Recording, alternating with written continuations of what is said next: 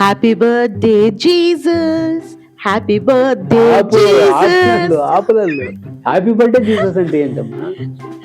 మీకు మీ రియాక్షన్ చూద్దాం అనేసి ఇట్లా పాడినానండి. అల్లు ఒక్కసారి ఆలోచన చేయను. యేసు ప్రభువుకి హ్యాపీ బర్త్డే చెప్పొచ్చా? చెప్పకూడదు కదా. యేసు ప్రభువు మనము చాలాసార్లు రెండవ రాకడ వస్తుంటుంది అని అంటాం కదా. మొదటి రాకడ ఎప్పుడో తెలుసా?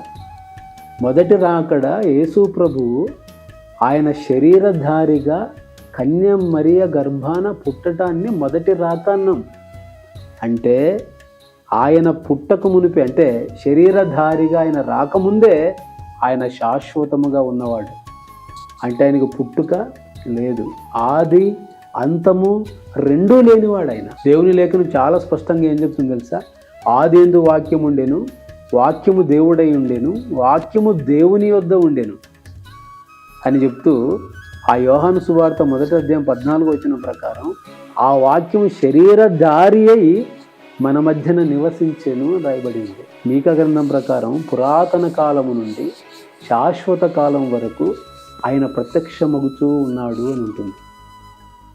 అలాగే యేసుప్రభు తన మాటల్లోనే అబ్రహాము పుట్టక మునుపే నేనున్నానని చెప్తున్నాడు. ఆయనకి ఆరంభము అంతము రెండూ లేవు. ఆయన శాశ్వతంగా ఉండేవాడు, ఆయన దేవుడు. మనము హ్యాపీ బర్త్డే అని చెప్పడం ద్వారా ఒక రకంగా ఆయన నిత్యత్వాన్ని ప్రశ్నిస్తున్నామేమో. ఆయన ఈ లోకానికి మనుషుడిగా వచ్చినప్పుడు ఆయన అస్తిత్వం ఆరంభం కాల, ఆయన అస్తిత్వం ముందుగానే ఉన్నది.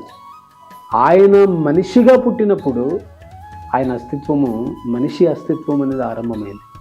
అంతేగాని ఆయన ఎల్లప్పుడూ సదాకాలం ఉండేవాడు.